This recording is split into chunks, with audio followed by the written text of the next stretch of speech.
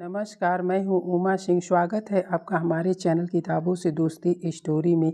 Video अच्छा लगे तो एक लाइक कर दीजिए और चैनल पर पहली बार हैं तो प्लीज़ चैनल को सब्सक्राइब कर लीजिए। यह कहानी एक बेटी का नसीब है। तो चलिए कहानी शुरू करते हैं। बेटी का नसीब। गौरी गांव के एक कुएं से पानी भरकर घर की ओर जा रही थी। रास्ते में उसे दूर से एक बुजुर्ग आते दिखे। जब वे पास आए तो उन्होंने कहा, बेटी मुझे थोड़ा सा पानी पिला दो। गौरी ने कहा, हाँ हाँ बाबा, क्यों नहीं, ये लीजिए पानी पीजिए। यह कहकर उसने पानी का घड़ा हाथ में लेकर उन्हें पानी पिला दिया। पानी पीकर बुजुर्ग ने उसका धन्यवाद दिया और आगे चल दिए। कुछ देर बाद गौरी घर पहुंची तो देखा वे बुजुर्ग और उसके पिता खाट पर बैठे थे। भोलानाथ जी, जो कि गौरी के पिता थे, हरि किशन उनके ही पुराने दोस्त थे, जो कि दूसरे गांव में रहते थे। कई साल बाद वे भोलानाथ से मिलने आए थे। हरि किशन जी ने जैसे ही गौरी को देखा वे बोले, ले भाई, भोलानाथ आ गई मेरी बेटी। इसी के बारे में पूछ रहा था ना। बहुत ही होशियार बच्ची है, बस मेरी गरीबी और इसकी माँ के बीच न रहने के कारण इसे इसका बचपन छीन गया। आ बेटा, ये तेरे चाचा हैं, मेरे बचपन के दोस्त। गौरी कुछ बोलती उससे पहले ही भोलानाथ जी ने कहा, भाई हरि किशन, तेरी बेटी बहुत संस्कारों वाली है। आज कुएं पर इसने ही मुझे पानी पिलाया था, और कोई होता तो पहले मेरी जात पात पूछता, फिर कहीं जाकर पानी पिलाता। तेरी बेटी बहुत परोपकारी है। अपनी तारीफ सुनकर गौरी शर्मा कर अंधी चली गई। तभी हरिकिशन ने आवाज़ लगाई, बेटी अपने चाचा के लिए कुछ मीठा ले आ। भोलानाथ जी ने उसे रोकते हुए कहा, भाई मुंह बाद में मीठा कर लेंगे, पहले मैं जिस काम के लिए आया हूँ वो तो सुन ले। हाँ भाई बोल, क्या बात है, घर में सब ठीक तो है ना। हरिकिशन की बात सुनकर भोलानाथ ने गंभीर होते हुए कहा, हाँ भाई, मैं अपने बड़े बेटे के लिए तेरी बेटी का हाथ मांगना चाहता हूँ। अब इस दोस्ती को रिश्तेदारी में बदल देते हैं। यह सुनकर हरिकिशन बहुत खुश हुआ।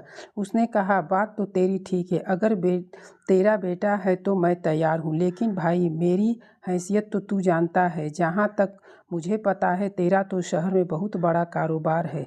कहाँ मैं कहाँ तू। भोलानाथ जी ने कहा, पैसा की तो चिंता मत कर, मेरे बेटे के लिए कई बड़े घरों से रिश्ते आए, लेकिन मैं एक ऐसे बच्चे को अपने घर की बहू बनाना चाहता था जिसमें संस्कार हो। वो मैंने तेरी बेटी के अंदर देख लिए।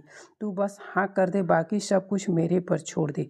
भोलानाथ जी की बातें सुनकर हरि किशन ने तुरंत हाँ कर दी। ऐसा घर बैठे रिश्ता आए तो कोई भी मना नहीं कर सकता। किवाड़ की ओर से गौरी यह सब सुन रही थी। भोलानाथ जी ने आगे कहना शुरू किया, हाँ ये बात हुई न खुशी की, अब जल्दी से मिठाई मंगा, अब मज़ा आएगा मुंह मीठा करने में। हरि किशन की आवाज़ लगाने पर गौरी शर्माते हुए मिठाई की प्लेट लेकर आ गई। हरि किशन ने कहा, बेटी आज से तेरे ससुर हैं, इनके पैर छू। गौरी जल्दी से पैर छूकर वापस चली गई। उसके जाने के बाद हरि किशन जी ने कहा, भाई मेरा बड़ा बेटा ईशान मेरा शहर का कारोबार संभालता है और छोटा बेटा वमन गांव में खेती देखता है। मैंने उससे ईशान से शादी के बारे में पूछा तो बोला, पिताजी आप अपने आप देख कर मेरी शादी कर दो। हरि किशन बोला, हाँ भाई, बड़े नसीब से मिलती है ऐसी संतान जो माता पिता का सम्मान करे। मेरे तो भाग खुल गए। मैं तो हमेशा इसी चिंता में रहता था कि इस बिन माँ के गरीब बच्ची को कौन अपनाएगा। भोलानाथ जी बोले, बस अब तू चिंता मत कर, मैं शादी का सारा इंतजाम कर लूँगा। अच्छा अब मैं चलता हूँ। भोलानाथ जी अपने घर के लिए निकल गए। उनके जाने के बाद हरि किशन ने घर में जाकर गौरी से पूछा, बेटी तू खुश तो है न इस रिश्ते से। गौरी बोली, पिताजी मेरे जाने के बाद आपका ध्यान कौन रखेगा, मुझे नहीं करनी शादी। हरि किशन बोला, बेटी ऐसा न बोल, मैं अपना ध्यान रख लूँगा, बड़े नसीब से ऐसे रिश्ता मिलता है। भोलानाथ जी को मैं बचपन से जानता हूँ, उसके घर में तुझे कोई परेशानी नहीं होगी। कुछ दिन बाद पास के गांव से दो लोग आए और हरि किशन को शादी का शुभ मुहूर्त बताकर चले गए।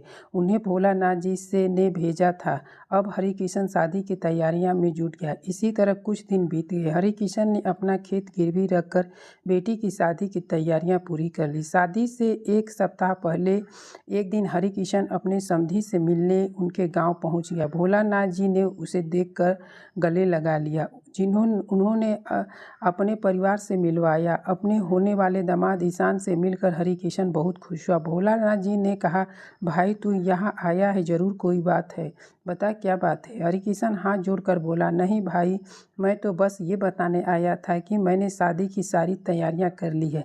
आप एक बार आकर देख लो, कुछ कमी तो लगे तो बता देना, जिससे आपके मेहमानों के सामने आपको शर्मिंदा न होना पड़े। भोलानाथ जी ने कहा, हाँ हाँ मुझे पता है, तेरे पास एक ही खेत था, तूने वो भी गिरवी रख दिया, उसी पैसे से सारी तैयारियां की है।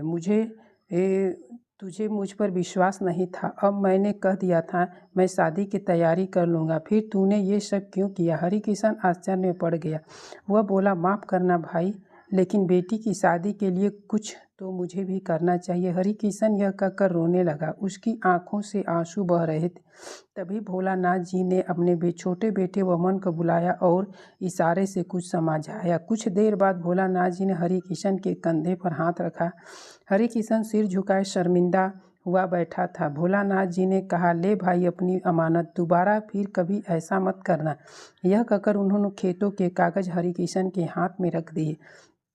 हरिकिशन ने देखकर, अरे ये क्या, ये तो वही कागज है जो मैंने गिरवी रखे थे, ये आपके पास कैसे आए। भोलानाथ जी ने कहा, वमन आसपास के गांव के सभी लोग को जानता है, उनमें से ही एक ने खेत गिरवी रखने वाली बात हमें बता दी, वही यह कागज छुड़ा ले आया है। रामधन की आंखों से आंसू बह रहे थे। भोलानाथ जी ने उसे गले लगा लिया और बोला, भाई खेत ही गिरवी रख देगा तो कर्ज कहाँ से चुकाएगा और खाएगा क्या। आगे से ऐसा कुछ मत करना, मैं अपनी बेटी लेने आऊँगा, बस तुम मिठाई बढ़िया सी बनवाना। यह सुनकर सब लोग हंस पड़े। भोलानाथ जी ने आवाज़ लगाई। वमन ने 50,000 रुपये लाकर अपने पिता के हाथ में रख दिए। भोलानाथ जी ने कहा, ले भाई शादी की तैयारियां कर और वमन इन्हें घर छोड़ आ। और हाँ सुन भाई, कल हम 4-5 आदमियों को तेरे घर भेज देंगे, वो सारा काम संभाल लेंगे, बस तू चिंता मत करना। हरिकिशन कुछ बोल नहीं पा रहा था। उसके मुंह से बस इतना ही निकला, मेरी बेटी के नसीब खुल गए। यह कहते ही वह कुर्सी पर बैठे बैठे लुढ़क गया। इतनी खुशी बर्दाश्त नहीं कर पाया, उसने अपने प्राण त्याग दिए। भोलानाथ जी उसे संभालते, इससे पहले ही वह दुनिया छोड़ चुका था। भोलानाथ जी अपने दोस्त से लिपट कर रोते रहे। वे अपने दोस्त की अंतिम यात्रा लेकर उसके गांव पहुंचे। गौरी को जब यह पता लगा तो वो रोते रोते बेहोश हो गई। हरिकिशन का अंतिम संस्कार किया गया। भोलानाथ जी अपने परिवार के साथ वहीं रुक गए। 13वीं के एक सप्ताह बाद उन्होंने सादा तरीके से ईशान और गौरी की शादी एक मंदिर में करवा दी। गौरी के चमकते नसीब की खुशी में